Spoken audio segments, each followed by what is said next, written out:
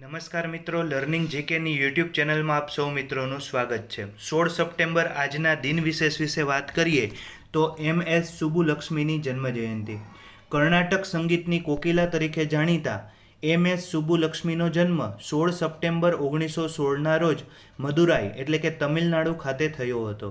આ વર્ષે તેમની 106મી જન્મજયંતિ છે। તેમનું પૂરું નામ મદુરાઈ સસણુ મુખવડિયું સુબ્બુલક્ષ્મી હતું। તેમના પરિવારના સભ્યો તેમને કુંજુ તરીકે બોલાવતા હતા।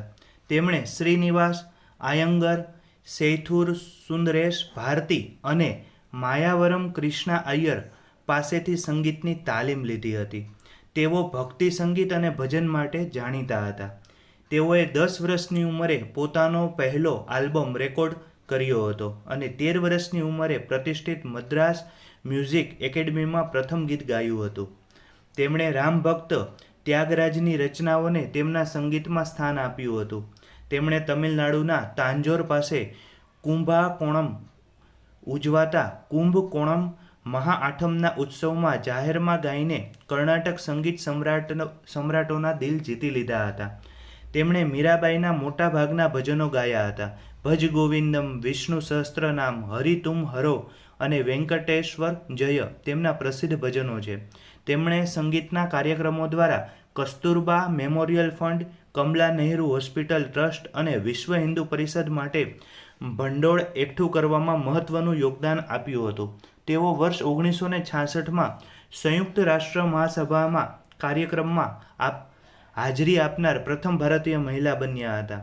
તેઓએ Edinburgh international festival of music and drama 1963, UN દિવસ પર UN જનરલ એસેમ્બલી 1966 તેમજ લંડન રોયલ આલ્બર્ટ હોલ 1982 અને મોસ્કો રશિયા ઇન્ડિયન ફેસ્ટિવલ 1987માં સંગીત ગાયું હતું અથવા તો સંગીત આપ્યું હતું। તેઓએ સેવા સદન, સાવિત્રી, મીરા અને શકુંતલા જેવી તમિલ ફિલ્મોમાં અભિનય પણ કર્યો હતો। તેમને પદ્મભૂષણ, સંગીત નાટક અકાદમી એવોર્ડ, સંગીત કલાનિધિ તેમજ એશિયાનો નોબેલ ગણાતા રેમન મેગ્સેસ એવોર્ડ 1974માં મળ્યો હતો। પદ્મ વિભૂષણ, કાલિદાસ સન્માન તેમજ રાષ્ટ્રીય એકતા માટે ઇન્દિરા ગાંધી પુરસ્કાર 1990ની અંદર તેને આપવામાં આવ્યો હતો। તેઓએ સંગીત ક્ષેત્રે દેશના સર્વોચ્ચ સન્માન ભારત રત્ન 1998માં મેળવનાર ભારતના પ્રથમ મહિલા બન્યા હતા। આ યાદ રાખવાનું છે, ઘણીવાર પૂછાય છે એક્ઝામમાં। રવિન્દ્ર ભારતી અને બનારસ હિન્દુ યુનિવર્સિટી દ્વારા ડોક્ટરેટની માનદ પદવી આપીને તેમનું બહુમાન કરવામાં આવ્યું હતું। તેમનું જવાહરલાલ નહેરુએ સંગીતની રાણી લતા મંગેશકરે તપસ્વીની અને ઉસ્તાદ બડે ગુલામ અલી ખાને સુસ્વર સુબ્બુલક્ષ્મી અને કિશોરી અતુનકરે 8મો સૂરથી તેને સંબોધન કર્યું હતું।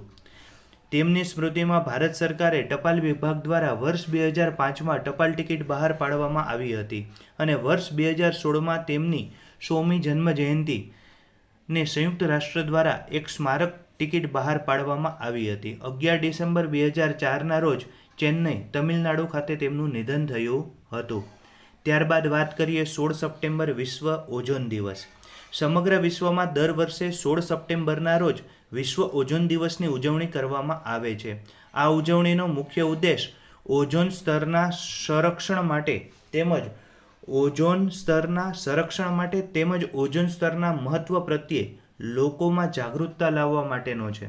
ઓઝોન સ્તરની સાચવણી માટે સંયુક્ત રાષ્ટ્રસંઘની સામાન્ય સભા દ્વારા 19 ડિસેમ્બર 1994ના રોજ 16 સપ્ટેમ્બરના દિવસે વિશ્વ ઓઝોન દિવસ તરીકે ઉજવવાનું નક્કી કરવામાં આવ્યું હતું।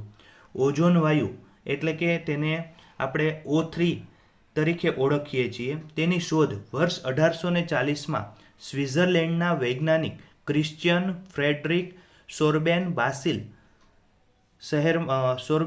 બાસિલ શહેરમાં કરી હતી। પૃથ્વીના બીજા આવરણ એટલે કે સમતાપ આવરણ, આ આવરણ શોભ સીમાની ઉપર આશરે 16થી 50 કિલોમીટરની ઊંચાઈ સુધી વિસ્તરેલું છે અને આશરે 20થી 40 કિલોમીટરની વચ્ચે ઓઝોન વાયુનું પાતળું આવરણ આવેલું હોય છે। ઓઝોન સ્તર એ ઓક્સિજનનું સ્વરૂપ છે। તે ડોપ્સન યુનિટમાં મપાય છે. ખાસ આ યાદ રાખવું, ડોપ્સન યુનિટમાં તેને માપવામાં આવે છે. તેના સ્તરની જાડાઈ 300 ડોપ્સન છે. સૂર્યમાંથી આવતા હાનિકારક અલ્ટ્રાવાયોલેટ એટલે કે પારજાંબલી કિરણો અત્યંત જ્વલનશીલ હોય છે. ઓઝોનનું સ્તર આ કિરણોને શોષી લે છે. તેથી પૃથ્વીને શીતળ રાખવામાં ઓઝોનની ભૂમિકા મહત્વની છે. આધુનિક ટેકનોલોજીના વર્તમાન યુગમાં મનુષ્યની વિવિધ પ્રવૃત્તિઓને કારણે ઓઝોનના આ પડમાં ક્ષતિ ઊભી થઈ છે. પૃથ્વીને સૂર્યને પ્રચંડ ગરમીથી બચાવનાર ઓઝોનના સ્તરમાં ગાબડા પડેલા છે. વર્ષ 1987માં ઓઝોન સ્તરને ઘટાડતા પદાર્થો પર મોન્ટ્રીયલ પ્રોટોકોલ પર હસ્તાક્ષર કરવામાં આવ્યા હતા. આ પ્રોટોકોલનો ઉદ્દેશ ઓઝોન સ્તરને નુકસાન કરનારા પદાર્થોના ઉત્પાદન અને વપરાશ પર નિયંત્રણ મૂકવા માટેનો છે. કયા પદાર્થો જે છે અથવા તો કયા વાયુ તેને નુકસાન કરે છે, તો તેમાં વાત કરીએ ક્લોરોફ્લોરોકાર્બન CFC, હાઇડ્રોફ્લોરોકાર્બન એટલે કે HFC, તેમજ હેલોજનનો સમૂહ. હેલોજનના સમૂહમાં આવે છે ક્લોરીન, ફ્લોરિન, બ્રોમિન અને આયોડિન. નું પ્રમાણ વધારવાને કારણે ઓઝોન સ્તરમાં ઘટાડો થઈ રહ્યો છે. આ વાયુ ફ્રીજ અને એસી જેવા ઉપકરણોમાંથી ઉત્પન્ન થાય છે.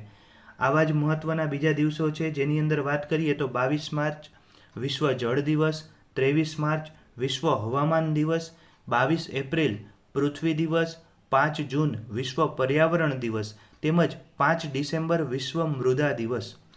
2024ની આ વખતની થીમ છે Montreal protocol એડવાન્સિંગ climate action. Video પસંદ આવે તો લાઈક કરજો. ફરી મળીશું નવા દિન વિશેષ સાથે. અસ્તુ. જય હિન્દ, જય ભારત.